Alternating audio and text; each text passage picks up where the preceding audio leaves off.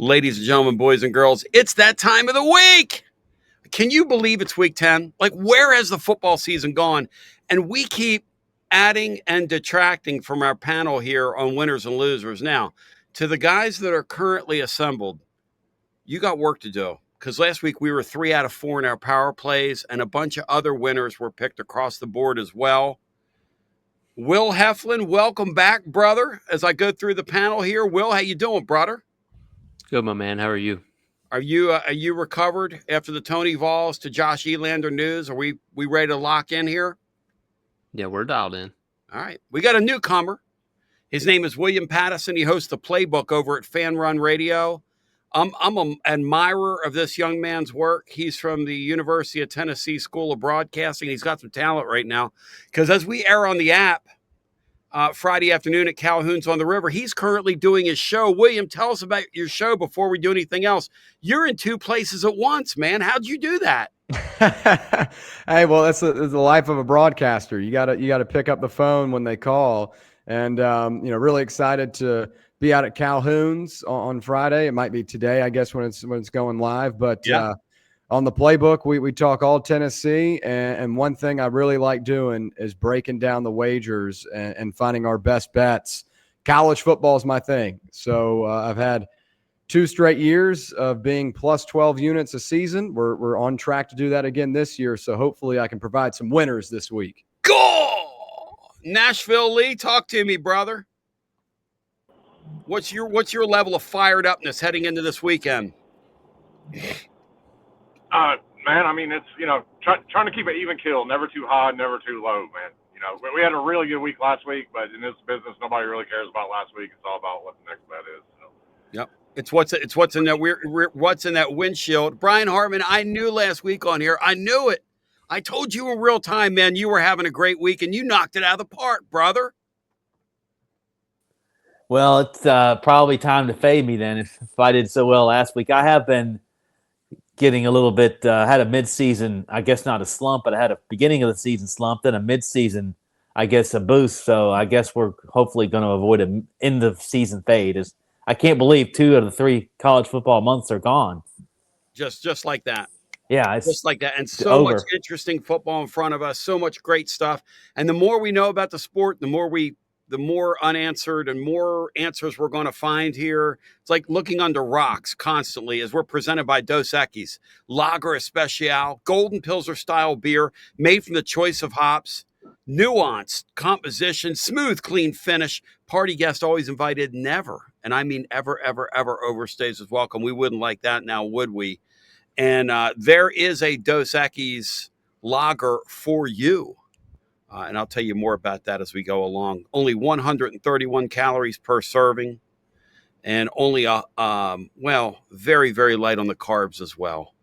So Will can keep his girlish figure. All right, who wants to throw? I'll tell you what, William. Here's what we do. We're going to pick 3 games from the colleges. We're going to pick 1 from the pros, and then our panel, we're going to discuss it out. We're going to find the power plays that we're going to stake our reputation on. Last week, we actually played 4. We went for Dos, and we actually had 4 plays. We went 3-1 in our 4 plays last week. And William Patteson, you of the Playbook over on Fan Run Radio, throw out the first pitch, my friend. Well, there's a couple I'm looking at, and one of them happens to be in our hometown, but I'll save that. I'll save that one for someone else to hit on. I look at Utah and Cincinnati. I like the Utes at home in this one. Now, this line has moved a little bit throughout the week. We saw it at 8.5 on Tuesday. This is now jumped up to 10 because Cincinnati's running back Pryor is going to be out for this one. And this is a criteria, a system play for me that I do each week, a rank versus rank matchup where the home team is a favorite of 3 points or more during the regular season. And really right now in October, when the rankings are a little bit more legitimate than they are in the first part of the season, this is really where we make our money. So I like the Utes here at the -10 or 9.5, whatever the best number you can get is. And Devin Dampier is going to be a full go in this one. He was questionable earlier in the week, but he's going to be able to go for this one. Utah needs a big-time win. This would be a good one at home. Kyle Whittingham and company get it done. -10, my pay. Anybody, panel? Anybody have that game one way or the other? And any thoughts on the play? Yeah, I got a question how good Cincinnati really is. I've liked them at home in the Yep. last few weeks, but they're going on the road, and I think that's going to be a difficult place for them to go and compete. So I think I would go with Utah or pass. You know, and William, the thing about Cincinnati is they've had kind of a charmed year. Quarterbacks played really well. You know, they didn't play well early in the year with Nebraska, but they've been beating on some people. Utah to me looks like they're starting to catch their stride too, which is another thing that it feels like it's a good play for you this week. Yeah, Utah is one of those teams that have kind of frustrated me in some of these big spots. I will say, I had Utah 2 weeks ago, 3.5 at BYU. I'm just a sucker for fading BYU. I think they're very overrated, but they've gotten me twice in back-to-back weeks. But I mean, last week they put up 53 on Colorado. Colorado is not a great team by any means, but when Utah lays it on you, they lay it on. And in the last 2 out of the last 3 games, they put up over 42 points. So I just like the home spot here, and Cincinnati likes to balance that attack with Swordsby. With Pryor being out of this one, I think Utah gets it done. Moving along, we go from one William to another. William Heflin on the mound, my friend. Throw out the first pitch. Yeah, William, you Those didn't are have to Williams bring up here. you didn't have to bring up that Iowa State game last week. That one was that was tough to swallow. I was on the wrong buddy. side there as well. In a sea of bad beats, brother. Four turnovers, and I think 3 of them were in the second half. One of them goes off the gunner's foot. The expected success rate per play, whatever metric it's called, BYU had the worst of all the teams that won last week.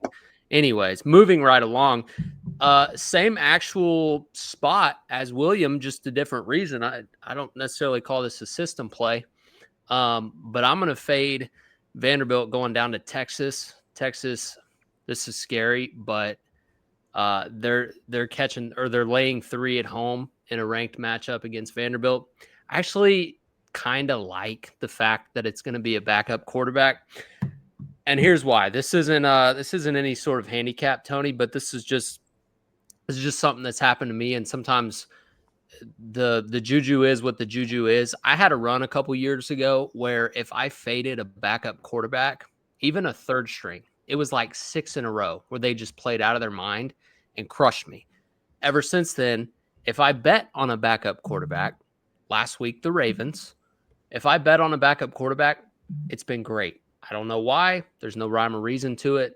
But the kid made a nice throw in the end zone in overtime last week to help Texas survive. He's a 5th year, played a lot of football. I believe he was at Troy last year. So if Manning is out with a concussion, which I think he probably is, this is a tough spot for Vanderbilt to go into. I mean, it really is.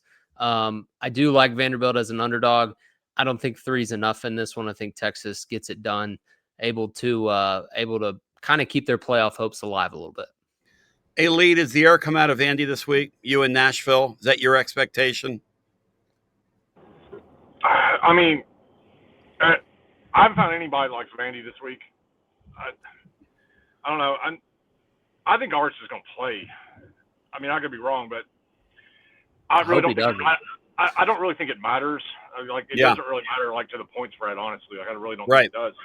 So this line, when this was like Texas -1, or you get a cheap Texas money line, like, I think I'm all right with that.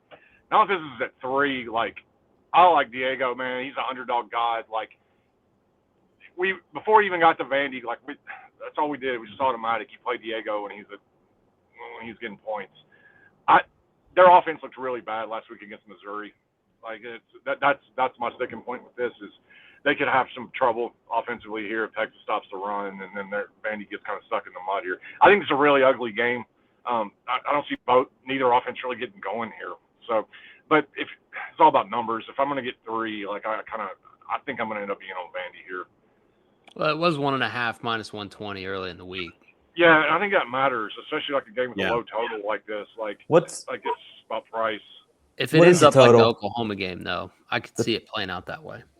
What is the total in this game? It got bet up today. Like, some people 47. really like the over in that. Yeah, it went up from 45 to 47 today. So I don't get that either. I think this is ugly. Because Texas gave up a lot last week. That's probably Yeah, why.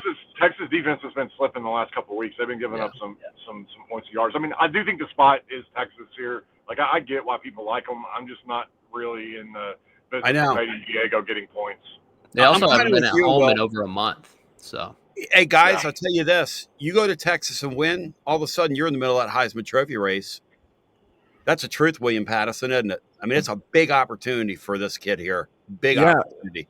Yeah, look, Pavia, I love Pavia. Now, I know saying that in Knoxville Mhm. isn't a fan favorite, but man, this kid's a dog. That's And my guy. I love yeah, him too, man. and I I think couldn't stand him at New Mexico State and can't stand him now. He banged me Well, because he got figures. blown out against UMass. So I've Figures. always hated him. I Figures. think the biggest difference between last year and this year for Pavia is like last year he was a little bit of a circus puppet. Like he was fun to watch, but like Yep. he was not very efficient. This year, a couple of plays he's made on crucial possessions, like third down, fourth down. In that LSU game, he was really, really impressive. So I think people need to respect this Vanderbilt team and need to respect Pavia. But I'm going to be with Will here. I like Texas too in this spot because, as you mentioned, Tony B., I mean, Vanderbilt going on the road to Texas. If you said that at the beginning of the season, I mean, that was a no can do. And I know this line has dropped because Vanderbilt's better and Texas has underwhelmed a little bit, but this defense for the Longhorns still have the guys. Colin Simmons off the edge, Anthony Hill Jr. at linebacker. Michael Taft is questionable for this one, but I think this defense has too much speed and might just overwhelm Pavia on the road. And I'm going to go against Will. I'd rather have Manning play. I'm not a Caldwell guy. He's kind of been all over the place. Jacksonville State, Gardner-Webb, Troy last year. I'm not a fan of him, but I would be a little bit more confident if Manning played. But I'm really doing this just because of the home field advantage, the defense, and I don't know if Vanderbilt's at that level yet. And to Lee's point, what a weird year it's been in college football when you can actually say into an open microphone that it doesn't matter whether or not Manning plays. I mean, you can almost have that take. It's been such a negligible offense with him on the field. It's just, all right, Lee, give me your next play. And then we're coming around to Brian Hartman, who's going to go for dose as we snake it back with you, Brian. Go ahead, Lee. Yeah, since this is Friday night, I'll give this one up first, but it's Memphis is going on the road to Rice. Mm-hmm. I'm taking the 14 here with Rice. I mean, this is just like, I guess this is sort of like a 98 handicap, like situational stuff. But Memphis is coming off the win against South Florida. This is a short week, traveling on the road against a really unique system that Scott Abel runs with Rice. I mean, it's Service Academy. This is a Service Academy handicap. They're going to limit possessions in the game. Like, they're going to grind the clock down and force Memphis to execute and be efficient. So Rice hasn't been very good. They've been struggling really to find a quarterback injuries too. But yeah, the spot here is terrible for Memphis on a short week on the road, and the style, like I said, you got a short week to get ready for the most unique scheme you're going to face all year long. So 14 points, it's like I said, it's a Service Academy play whenever you're catching double digits with like Army or something like that. It's the same thing here. So, and the spot's great for Rice. So yeah, I like this play a lot. I like Rice catching 14. And that's a tough thing, guys, about those oddball leagues is they have to deal with these quick turnarounds in a game full of emotion. And now, do you think Rice is a live dog, Lee, or not enough team there to be a live dog? Just play the number. Probably not. I mean, I could see this being like 31, like 21, something like that. Yeah. And Memphis probably finds a way to win it. They're probably a little bit too much, but 14, I think 14's too many here for the way that Rice is going to play this. C has that game as well. C, who's in absentia tonight, but sends his regards nonetheless. So we'll have a much quicker show. That is one wordy prognosticator. Does anybody else have anything to add about that game? Will Heflin, am I losing you over there? Heflin, look like I'm losing you, man. What do you mean you losing me? Like you're getting ready to like nod off. It's like me at like 2 o'clock in the morning on the Garza Law fifth quarter fan reaction. Hey, Brian Hartman. Brian Hartman, jump in here. Play number one. Now remember, Bri, we're going for Dose, presented by our friends at Dos Equis since 1887. I want to stay in one of the largest cities in Texas, and I'm going to go with the Houston Cougars as they are minus 13.5 against West Virginia. Houston is probably one of the quietest 7-1 records in college football. Their only loss was to Texas Tech, which they got hammered in that game. They kind of have some suspect wins. They had to rally from way behind to beat Oregon State. They were lucky in Oregon State, I think 1-7. So, but they're at home playing West Virginia, who beat Pittsburgh, upset them, and then that was pretty much it for their season. They haven't won since, and they haven't really come close in a lot of games since. So anything that's less than 2 touchdowns, I have to be all over it. So I'm going to go with Houston minus 13.5 over West Virginia. I think they get that, and I think it might be easy. Anybody have a thought on that game? Yeah. West Virginia is pretty bad.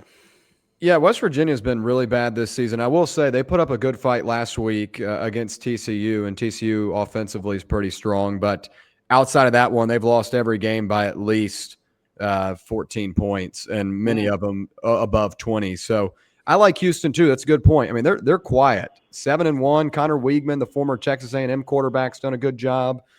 I mean, under 14 points, I think is a solid number. All right, I like Brian.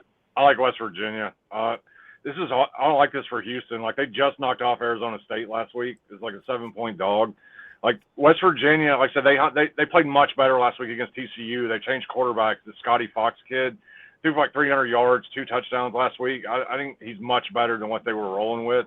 There's not a bigger Willie Fritz fan on the planet than me. Like, if I'm one of these schools that got openings, I'm calling up Willie Fritz. I'm trying to get that staff because that dude knows what he's doing. The problem is Houston. It's like, if you look at who they beat, like, it's not all that impressive. The record's good. They're safe. Their secondary got completely decimated in like the portal. The offense isn't very good. Like, it's a struggle to watch sometimes. Like, I think there's too many points for them to be laying coming off that win against Arizona State. Hey, Brian, it's mano a mano, you and Lee, big boy. Mano a mano. Hey, Brian, give me play number 2. Hit it. Well, I am going to go with the Pitt Panthers. They're on the West Coast at Stanford. My gosh. Minus 14.5. What have we done to college football? Pitt's at Stanford? What are we doing? That's a conference game, by the way. It's not Jeez Louise, man. And Eli, what's his last name? Holstein. Something. No, it's the second guy that's come in and played. The other Eli.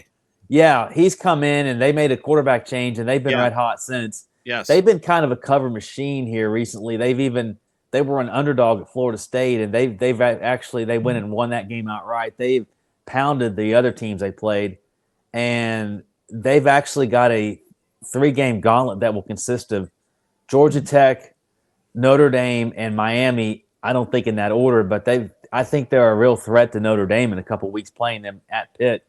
But this week they've got to go to play Stanford on the West Coast, and they're a 14.5-point favorite. I know it probably would feel more confident if it were a 13.5-point line, but I do think they are playing better. And I think Stanford they had a really rough game against Miami last week, but they're coming home. And I think Stanford could even put up a fight in this game and still lose by that number. So I am going to go with Pitt minus 14.5 at Stanford. Brian Hartman feeling froggy, guys, taking a couple of long odds teams. Anybody have a thought on that play? And Pitt's backup has been very good since they made the change, which is weird because the other kid was going to be one of the more highly regarded guys in the transfer portal, and he lost his job. That just goes to show you how fleeting and crazy this sport is. Anybody have a thought on that play? Yeah, I'll throw one in. I mean, Mason Heinzel has done a really, really good job. A true freshman, man, coming in. And this Pitt team has been totally different ever since. And you talk about kind of the end of their schedule. You mentioned Notre Dame. How about Georgia Tech and Miami on that list as well? I think Pitt could possibly be the college football playoff spoiler team that just messes someone up late in the season. Heinzel deserves a lot of credit, man. I don't like Stanford at all. I think they've got a terrible team. Awful. And Pitt's got too much momentum. I like the number 2. Hey, Lee, they're going to have a say in who makes the playoffs. I know that. Lee, how did Stanford get in a spot where they're an unserious football program? I was watching Andrew Luck down there on the sideline the other day. It just looks like a freak show. almost. What are they doing? This all goes back to COVID, man. Like when they were going through coaching turmoil, and Stanford's a program that has to get kids on campus to recruit. And when they couldn't get kids on campus for almost 2 years, it completely killed their program, man. And then they went through coaching. They had coaching issues. They made a late coaching change last year with everything that happened with what's his name, and they had to bring Frank Reich in. Like he was like shopping at like a Weigel's or something, and like he's like got the call from Luck. It's like, I need a coach, man. He like shows up and like it's not a good situation down there. Yeah, Pitt's been good, man. They're right. Like Pitt's gonna have a say in like who makes the playoffs, like with that schedule at the end of the year against Notre Dame, Tech, and Miami. They're putting up points, that's for sure. Moving along, C has, and let's pick his pick apart since he's not here. He's got Florida plus 7.5 with Georgia in the cocktail party. Ordinarily, I'd laugh at that. Georgia guys, Florida's had a week off since the firing. Can they come with something different offensively? Can they take advantage of their weapons on offense? Can they unlock that talented quarterback? Georgia's had trouble defending people. For some reason, why do I think Florida's got a decent chance to win this game outright? Am I crazy for saying that out loud? Anybody? I don't think you're crazy in saying so. I do look at the injury report, though, and you've got guys like Vernell Brown III out. That's a freshman wide receiver that's been really impactful for them. Caleb Banks on the defensive line. But for the most part, this is still a pretty healthy team. Dallas Wilson's going to play in this one for the Gators, too. My only thing is this, the number. The 7.5 to me seems like a trick. And saying, here, we're giving you Florida on a neutral site field with a hook. Please take it. That's the only thing that worries me because in terms of what you're saying, I agree. I think Florida is right up there with one of the better defenses in the SEC. Yeah. They continue to prove it each week. And this Florida team could have a completely different record if they were just more disciplined and could generate offense earlier in the season. Do they do that in a cocktail game against Georgia, who can put up points offensively? I don't know. I just get worried about getting in a shootout with a Georgia offense that's much more established. So probably a game I'm staying away from. Well, and probably for good reason because Stockton is starting to hit his stride. Willie or Lee, how do you guys see this thing? Either one of you have anything on this one, or are you guys staying away from it? I stayed away. I don't have the cojones to jump on Florida on that side, but I just the new coach boost it scares the living bejeebies out of me. And the Dallas kid is phenomenal. I mean, he's a freak. Georgia's not being good in the secondary. They've gotten in a lot of shootouts. I think Georgia probably wants it to be that way. That game flow favors them. The muck and grind, the nasty game probably favors Florida, oddly enough. So we'll just have to see. That maybe when I jump in on live, if I can get Georgia, close to even money or something like that. What do you think, Lee, when you look at that matchup? Because it's an interesting football game. So I don't really buy the new coach boost thing, like with Florida. Like they had won like 2 or 3 before they got rid of Napier. Like they actually had won a couple of games. It wasn't like they were like losing every game by like 20 points or something, So I'm not really sure. I think a lot of the players actually like Napier. I'm not really sure how that dynamic's going to work. I trust Kirby coming off the bye more than I do whoever this interim is for Florida. I know that the biggest thing for me here is the number. Like I don't get why this is 7.5. I've got this at 11.5. I checked some other power ratings, and it's all like 10.5, 11, and I'm not really sure why this is sitting at 7.5. To me, this is Georgia. Like, I can't get behind Florida here at this number at 7. The over is what I like more than anything. Like, it's sitting at 50.5. Georgia's been an over team. To me, that's the way I would play it. I would play it over. You know, that's interesting. That sounds like a low number when you consider how bad Georgia's been on defense. And Georgia's lived on borrowed time. I mean, for them to still be in solid playoff, they're basically locked in a playoff spot, is almost reprehensible. A couple of their opponents just let them up. But let's move along. William Patteson, he of the playbook, pick number 2, my friend. Let me hear your dose. All right. If I may, I'm going to go right here in the backyard. Let's do it. Neyland Stadium, Tennessee and Oklahoma. This is another ranked versus ranked matchup. As we're on the air right now, this line has just dropped a half point. It's gone back to 2.5. It was at 3, but I'm still willing to put the money down on the Volunteers at the 2.5 or the 3. Look, I think this Oklahoma team right now is really reeling offensively, and you've seen that the last 3 weeks. Their defense, I still think, is a really, really good unit, one of the best in the country. But last week in their own building, Ole Miss was able to get pretty aggressive and honestly left points on the board. There were a couple of moments where Kiffin had some bad coaching decisions and left points on the board. They had to settle for 3 instead of 7. I think Tennessee's offense is in a really, really good spot here. I know this is a good Oklahoma defense, but in their own building, the better offensive unit by far. I think Tennessee, if they're able to play their pace and put up the amount of points that they usually do, I don't think Oklahoma is going to have enough offense to keep up with this. And I know Tennessee's defense has plenty of question marks. We talk about it every day.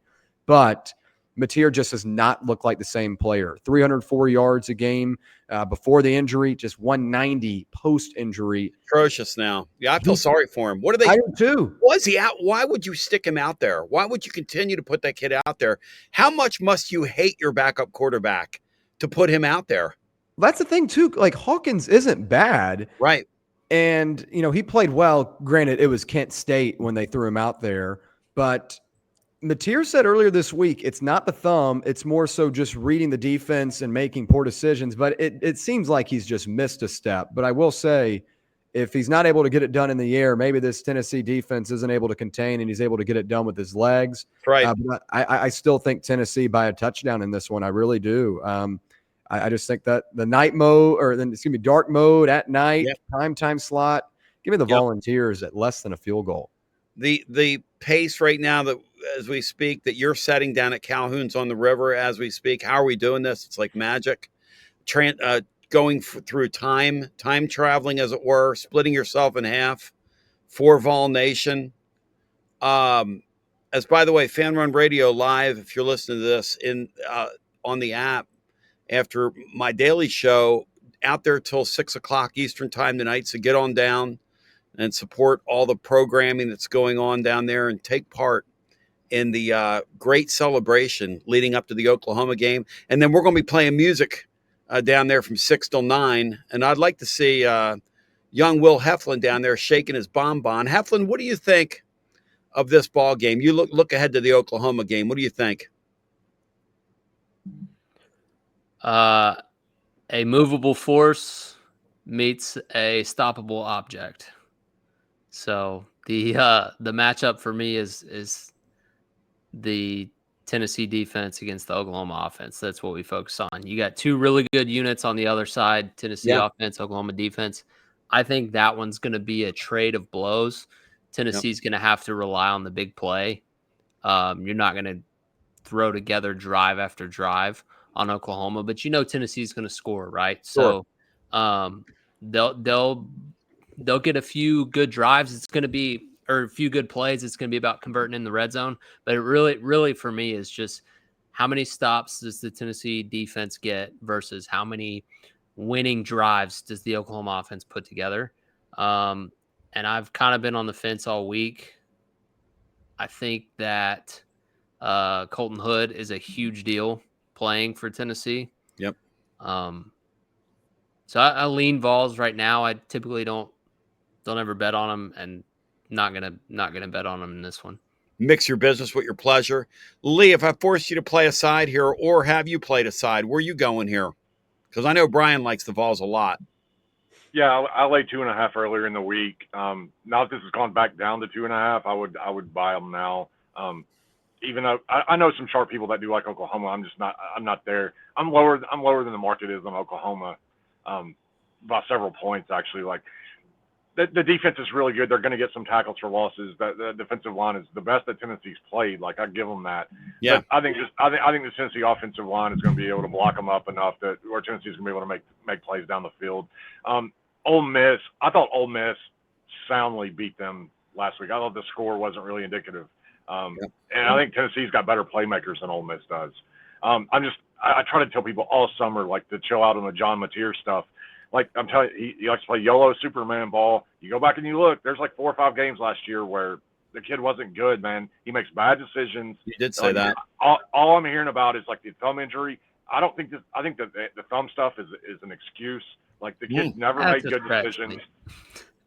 Thumb surgery is pretty tough to throw. The decision to throw the ball in the interception before halftime against Texas, that wasn't his thumb. That was an awful decision. Like, and this is what he did against, like, all at the end of last year. They lost 3 games to close the year out against teams like New Mexico and Wyoming. Yeah. Going through like 150 yards and like no touchdown. Hey, to your point, Lee, you'd have to look long and hard to see a worse decision at the end of the game than what he made.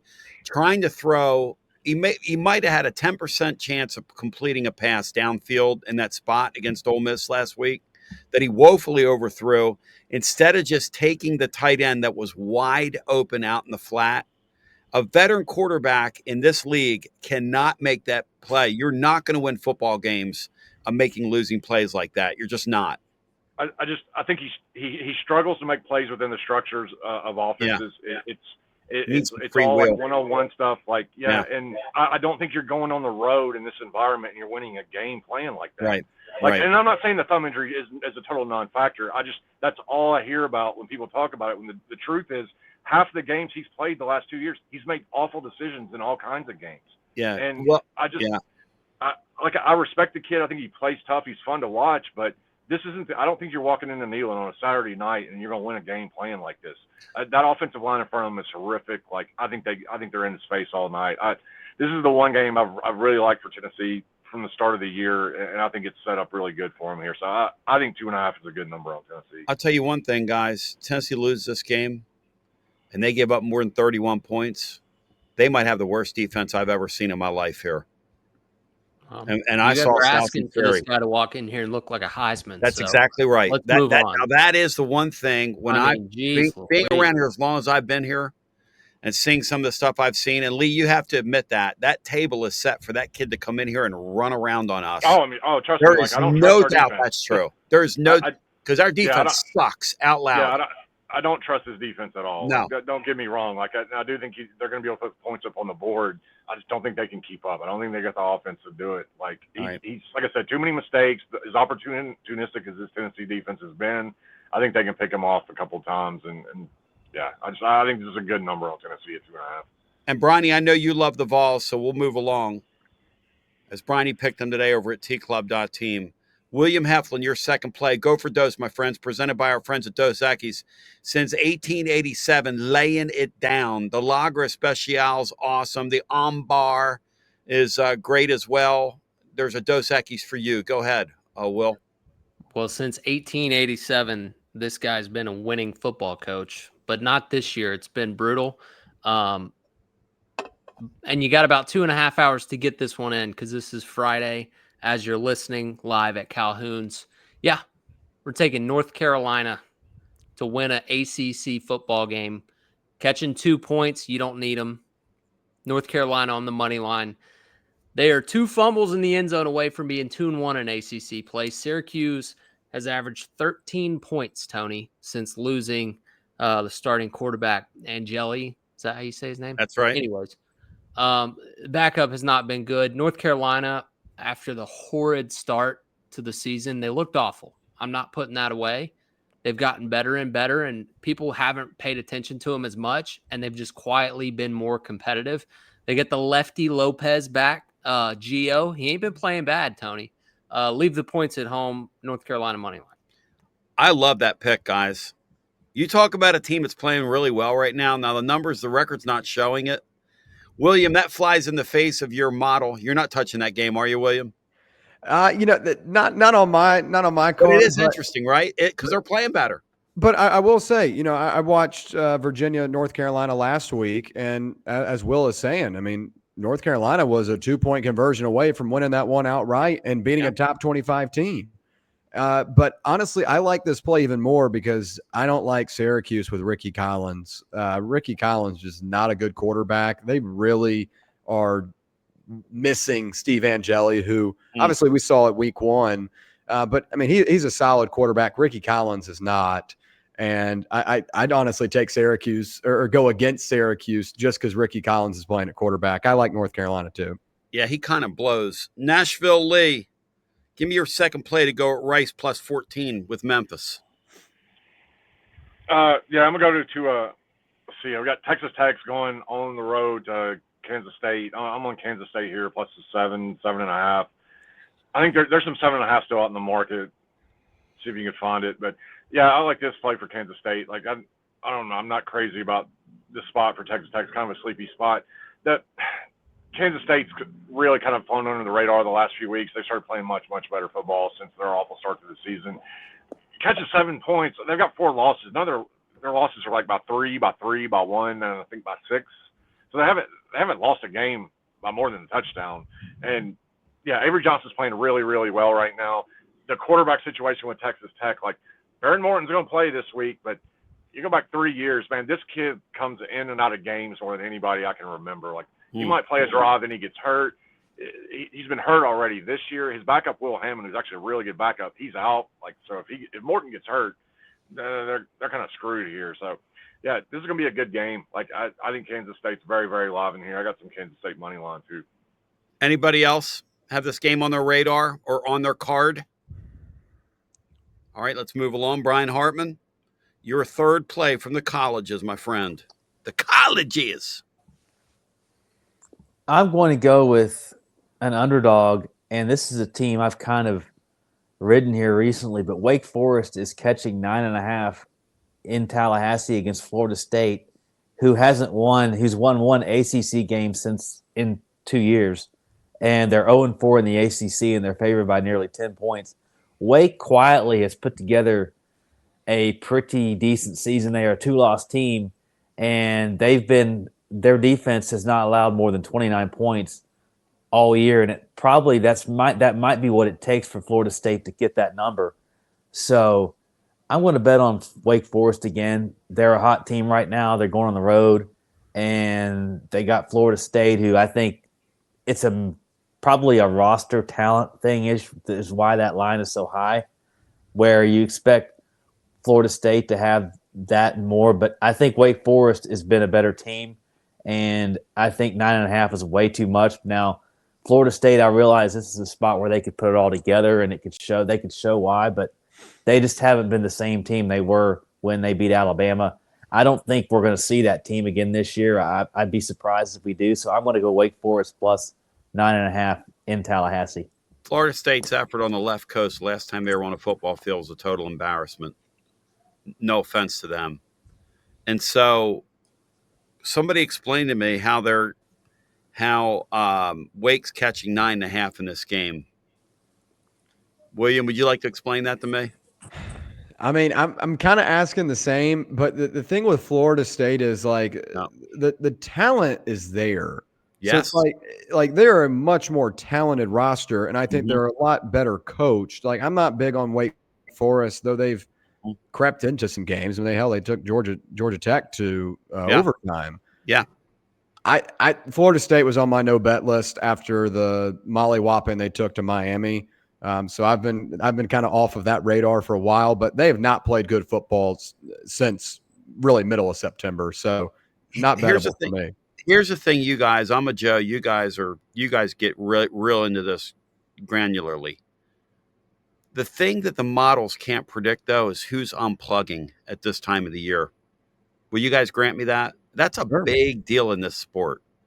It's something we haven't had to deal with in this sport. You've got kids right now who have family members that are hearing from their next stop this last month of the season, and how this plays into all this mix.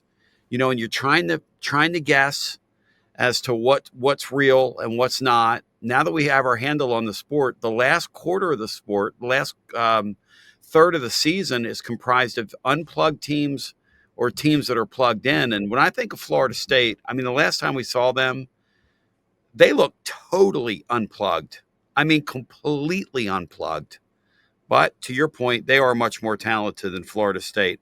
All right, back to C. C's third pick here on Winners and Losers, presented by our friends at Dos Equis. And a shout out to our friends at VIP Play. we'll have a VIP play, triple play, maybe another SEC 3-pack that we had last week. Look for it to pop later tonight or tomorrow on the app. Let's rip him. He's not here. Matt Rule just signed an extension at Nebraska today. Takes him off Penn State's radar, etc. Takes the distraction away. USC on the road at Nebraska, -6.5. C likes USC on the road, -6.5, keeping their, I guess, their playoff hopes alive. I guess they're moderately alive, or are they knocked out? Somebody help me out here. Well, I mean, they've got losses to Illinois and Notre Dame and Michigan. No, they beat Michigan. They beat Michigan. Yeah, they got to win them all. Yeah, they got to win them all from here, which I don't think they're going to. Loser of this game is these teams are on the periphery, but on a very much outer periphery. The loser is totally off of it. So what do you guys think of this one? C's got USC -6.5 at Nebraska. Anybody else like that play? Yeah, USC coming east. They're 1-2 against the spread, and they're 1-2 overall. And I think 6.5 seems like a lot of points for Nebraska. Yeah. So I think that's a close game. I think it's probably a field goal type game. So I would be on Nebraska if I played it. And it's not east. That's the thing. It's not as long a trip as they would make in some other games. But I do hear what you're saying. All right, let's move along. William, I'm back to you. Your third play to go with Utah -10 versus Cincinnati. Tennessee -2.5 in the game that all of America will be watching. Go ahead, give me play number 3, William Patteson. All right, Tony, I'm going to call this one sharp calls because this is one I didn't love earlier in the week, but after talking to some people, it seems to be the right side. Give me Virginia -5.5 on the road at Cal. I didn't love it because I want to give respect to the Golden Bears as Virginia's got to travel across the country for this one. But this Virginia defense, I think, is the reason why they get it done. Have a really good stuff rate and rush defense. California towards the bottom of those metrics. And this is a similar spot as Duke had a couple of weeks back. And Duke came in there and lit up the scoreboard. I know Virginia was unimpressive last week, but this is kind of a buy low spot after coming off that unimpressive performance against North Carolina. Give me Chandler Morris, Tony Elliott and company, and give me the Cavs -5.5. Guys, I love that play. That Cal team should be so much better than they are. With that young quarterback, they got thrown all over the field against Virginia Tech when they had a 2-score lead on Friday night and cost me money, and it pissed me off. That game pissed me off. Anybody have that play? Anybody have a thought on that game? Some left coast ACC football. We've had a couple people jump in there on a couple left coast games. Can't stand that University of Cal. So anytime we fade them, I'm all for it. What's the backstory here, Will? I've never bet on or against them and won the bet. So they just that university is cursed to me. Doesn't matter. Basketball, football, baseball. Wow. Can't stand them. Do tell. We're gonna. I have the gift of dragging things out of people. Maybe one day we'll download you on here for giggles. All right, play number 3 from our second William in our panel, William Heflin. I don't really have a third play. Now I'm thinking about the Cal beat I had last year where they missed like a 22-yard field goal to bang me, and then I believe it was a midweek baseball game where they were playing like Nevada or somebody at home. Yeah. They had just scored in all 3 of their games over the weekend. And I should have known better, right? This is how it goes. They scored 20 runs or more in 3 straight games over the weekend. You say a midweek baseball game? Yeah. And then got shut out against Nevada on a Tuesday. 800-889-9789, 21 and over, located in the state of I'm impressed he even knew that they were playing that midweek game. You're betting on midweek baseball. Gambling problem. Call 800-889. That's the only thing I do is college baseball. What do you mean? Lee, give me your third play from the colleges if you have one. Heflin. Hey, Lee, do you have any bad bets that like Heflin that just come around in your mind? I just don't forget. Besides the Eagles earlier this year, Lee, because that's one of the worst beats ever. The block kick from the Eagles. I'm really good. I'm really good at forgetting about this stuff, but you keep bringing it up every week, so I'm never going to forget about that one. Like between you bringing that up and like Van Pelt, like his, his segment where he reruns everything that I was on, like the Duke's Mayo Bowl or whatever. Speaking like, right to you, right? Yeah, like trust me, like the Cincinnati Duke game, from like 10 years ago, 12 years ago, yeah. Third play from the colleges, Lee. These things tend to linger with us here. Yeah, all right. I'm on Kentucky plus 10.5 going to Auburn. Like, I don't know what we're doing with this freaking number. Sorry. Like, Auburn, if Auburn doesn't get, Arkansas doesn't throw 4 interceptions or whatever in the fourth quarter last week, like, this number's not 10.5. Like, I know Kentucky, like, has lost 2 kind of tough games and now they're on the road or whatever, but they got some life on offense with Boley. Like, this is too many points. Like, Kentucky's going to stay in this game. Like, I've got some Kentucky money line in this, like, plus 350.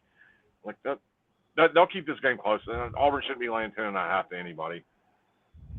Auburn wanted so badly to unplug last week, but Arkansas just wouldn't let them. William, that was the damnedest thing, wasn't it, that fourth quarter? Wasn't that crazy?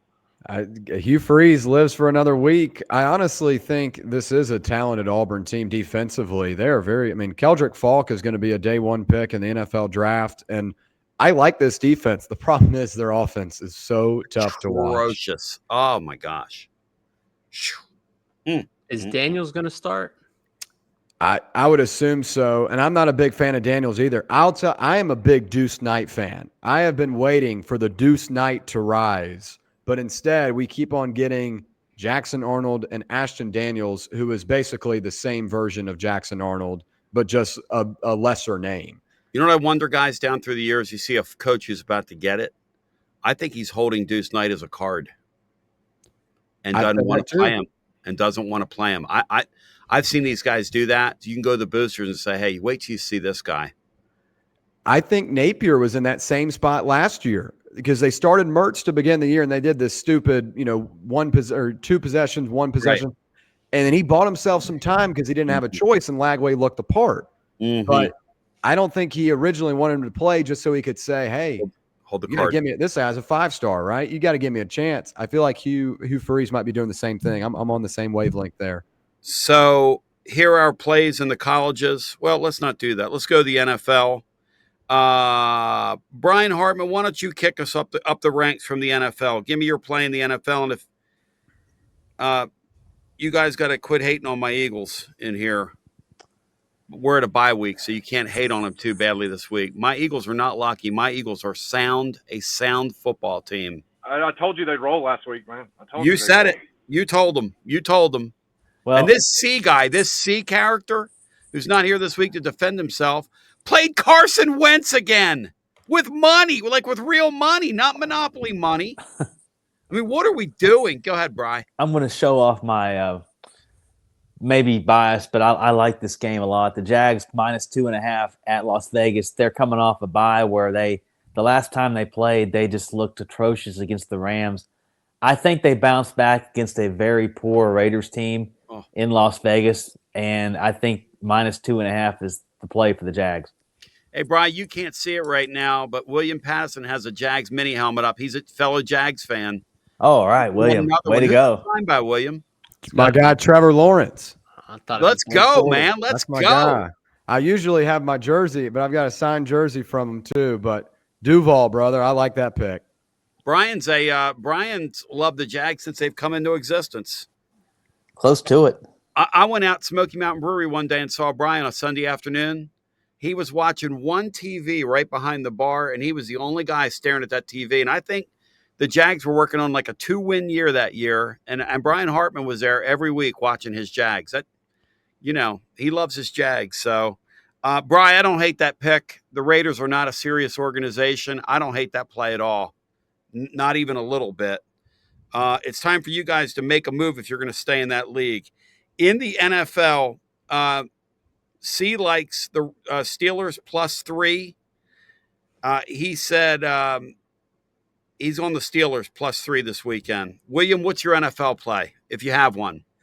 Yeah, I mean, Jacksonville would have been one of them. Even though I'm a Jags guy, I do like the spot for Jacksonville this week. I think the Raiders are a tire fire, and I think Jacksonville gets back into it this week. Also, look to see Travis Hunter have another big outing. I think that was something in that London game that they're going to look to have a bigger impact, bigger role. I don't really have a strong pick, but this is always one of my favorite games each season, and it's a fun game to watch, so you might as well bet on it. Give me the Chiefs -1.5 on the road against Buffalo. I know the Bills have dominated this regular season matchup between the two, and obviously Patrick Mahomes always gets it done when it matters. Yep. But this Kansas City team is legit. This is the best offense they have had since Tyreek Hill was running around.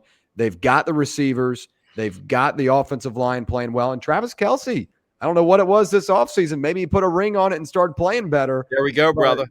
Give me Kansas City -1.5. I don't like where the Bills are at right now. I'll tell you one thing. Will Heflin's a Swiftie. You got that right, brother. I agree wholeheartedly on that. The regular season success for Allen is the worrisome spot here, and the fact that it's in Buffalo. But if you're just talking about the spot, it was just a cruise control week for Buffalo. I think the line is right. Like, you were kind of hoping maybe you get Mahomes at +1 or something like that, but that ain't happening with the way they've looked since Rice has been back, and he's the key for me. And the defense has kind of gotten in rhythm, gotten going this year. I know Mariota on primetime isn't necessarily like, the best test, but I mean, they just haven't given up a thing in the past couple weeks. So it's really hard for me to go against the Chiefs lately.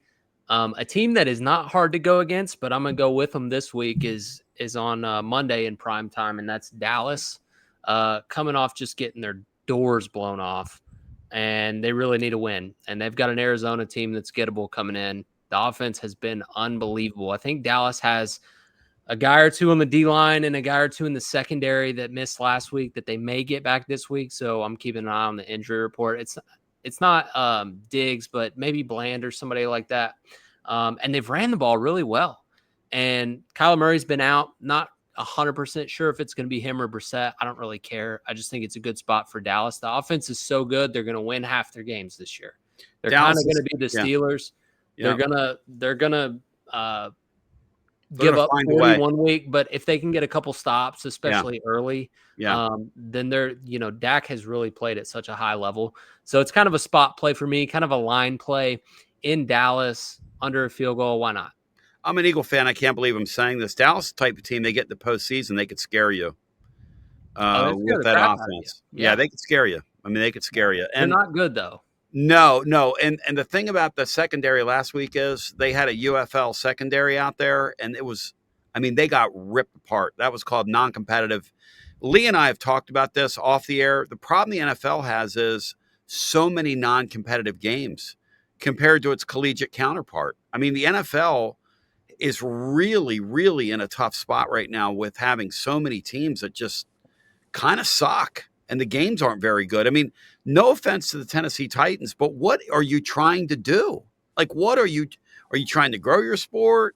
Are you trying to ruin your sport? Are you trying to be the first team that's ever played in a brand new stadium in front of 5,000 people? I mean, what are we doing? But anyway, I digress. Lee, do you have anything from the NFL? Yeah, actually, I was going to give out the Steelers 2+3 with C, and instead I'm just going to give out, because I play these both, Steelers +3, and I also like the over in that game with the Colts. I think it's 50.5. Yeah, I still don't think the market's caught up with how good this Colts offense. It's like a historically good Colts offense. You go back 20 years, this team ranks first in tons of categories. They never punt. They never punt. Steichen's got this offense absolutely rolling. They're explosive play rates through the roof, and Pittsburgh, the Steelers got the worst explosive play rate defense in the league. They give it out like candy. So, and on the other side, the Steelers are going to be able to score. This Colts defense still has a lot of holes. They're dealing with some injuries. The Steelers are going to be able to score some too. So, I don't think the market's caught up quite how good this Colts offense really is. So, I like the over 50.5 there in that game too. All right, guys, here are the plays, and then I'm going to let Willie tell you about my friends over at VIP Play. Florida's +7 with Georgia. These are C's plays. C, joining us in spirit tonight. Florida +7 with Georgia in the cocktail party. USC -6.5 at Nebraska. Rice +14, a game that Lee likes as well. And the Steelers +3, a game that Lee likes as well.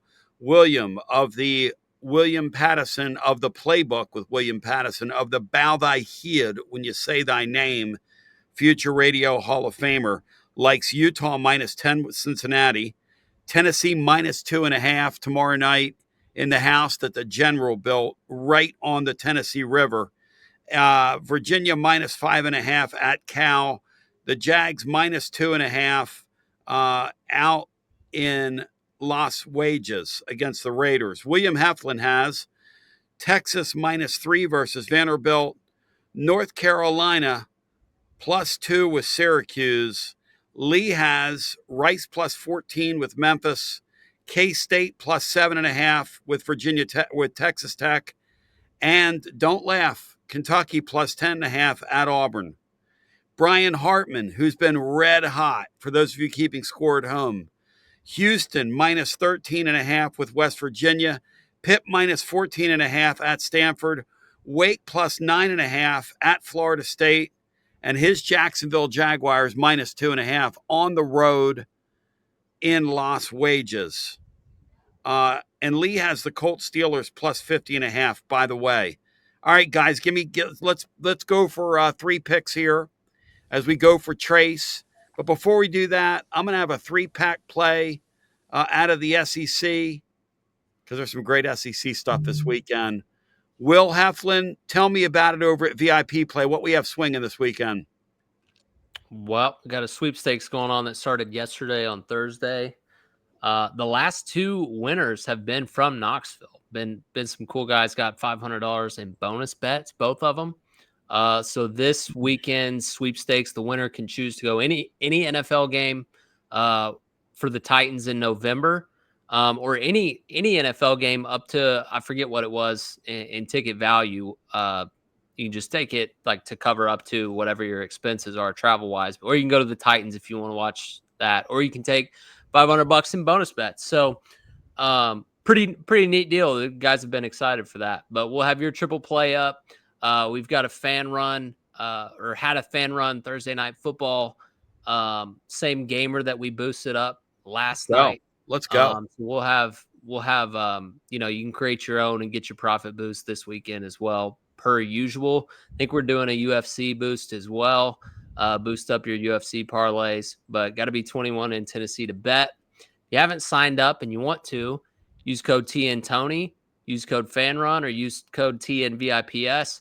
Bet $20, get $100 in bonus bets. Got to be in Tennessee 21. Tony gave you the gambling line, but if you do have a gambling problem, call 1-800-GAMBLER. If you're betting on midweek college basketball, college baseball rather. Yeah, thank you very little. That got that Brad Bohannon guy in a lot of trouble a couple years back. That was a Friday night. That was a Friday nighter, and I had already had a interesting LSU ticket. That was Paul Skeens. Anyways, Tony. Interesting. Let's move along here.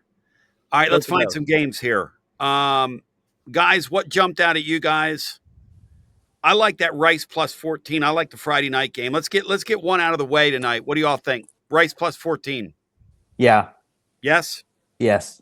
All right. And Bri, I like your Jags play. Yeah, it seemed like William had that too, so we can go with that one. Anybody hate the Jags play? Speak now or forever hold your peace. I feel like somebody's getting married.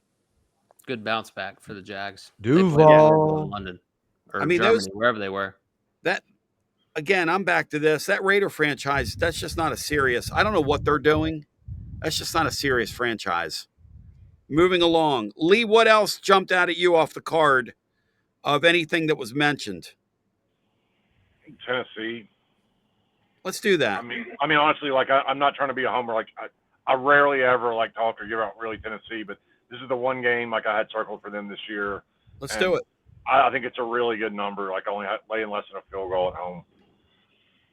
Yeah, and again, I'm back to this because this is my theme. If you let that quarterback beat you, as bad as he's been here lately in their offense, and you're Tim Banks, and you give up more than 30 points tomorrow night in that game, You ought to go out to midfield and give the fans 100 push-ups. At least show us that you got, a pulse. Because the guy hasn't done a press conference in like 6 or 8 weeks. I mean, God forbid you go and answer some. You're making $2 million, man. Who If does you he don't think stop him tomorrow night, if you don't stop those guys, look, what's the difference, William Patteson, between Tennessee's defense and Ole Miss's defense? It's negligible, isn't it? I mean, I'd say the strength of both units is the defensive line. Like Ole Yeah. Miss's strength is the D line, Tennessee's is the D line, Yeah. and Ole Miss's DBs aren't great. Like, No. it's really like Tennessee and Ole Miss are kind of it's the front levels that are in terms of personnel that are even. It's just the discipline and technique that Thank is you. off the charts different. Here's my thing. They've got comparable players to us, Tim Banks. And if they can bog that offense down a few times and get a few stops and get a win, we should be able to get a win. It's very simple. So I like that play. Is there anything else, guys, on the chart? Do we want to go for 3 or go for 4? Here are our 3 power plays. We got Rice plus 14 on your Friday night. We got the Jags minus 2.5 on your Sunday. And the Vols minus 2.5 on your Saturday night. And Lee, what about the UFC card this weekend? You told me Dern was gonna commit an act of violence, and that happened last week. So anything on this card you like, Lee? You're my UFC guy. Yeah, I mean, honestly, it's like a fight night card. Like this is one they had to put a bunch of low-level fighters on there to like complete their contracts. I think it's Right. The main event is Steve Garcia versus David Onama. This is not a good card. I'm probably not going to watch much. So Steve Garcia, you play him on the money line minus 130. He's probably going to win by knockout, but you're only gaining like 20 cents. So you probably just play Steve Garcia money line. He's been nuking everybody his last fight. He went the distance with Calvin Kattar, but Calvin Kattar is a legit fighter. David Onama is like. He's a physical athlete, but he's not as good of a fighter. So Garcia should win this. I think it's probably a decent price on Garcia this weekend. Now that I've lost my UFC partner, Lee, I might start texting you and leaning on you because Tony Vitello, man, that was my UFC jam out, man. He was my guy. Yeah, that sucks, man. I hate that. But yeah, I know he's my boy. He's my UFC boy. He was my UFC boy. Even though the card is bad, and I'll probably watch football, I'm going to record it because if nobody's been paying attention, the craziness that's been going on in UFC in the last like month in every card, it's insane, man. Like last week we had Cyril Gahn come out in the main event. Doesn't remember he doesn't have his cup on while he's walking into the ring. Okay, then he double eye pokes Aspinall, and the fight's it's a DQ, right? There are no contest in the first round. The week before that, DeRitter quits on the stool. And before the 4th round because of a neurovirus. Then we got the week before that, we got Kevin Holland getting kicked in the balls, and they're forcing him to go out there and fight for 3 rounds while he can't even stand up. Like it goes on and on and on and on. Like it's always some drama, but it's entertaining. That's all and then the card you went to, our favorite fighter got just held down onto the ground, and it's like he didn't even train against takedowns. Yeah, spent like $1,700 to go watch. I mean, what are we doing? He laid there. Like, dude, what do we do? What is happening here? Hey, William Patteson, one more time, man. Plug everything you've got going on because you've got it going on, brother, and I appreciate you jumping in here. Man, the honor's mine, man. I've really enjoyed this. I appreciate y'all having me on tonight. You can listen to me on the Playbook from 1 to 3 p.m. Eastern Time, Monday through Friday.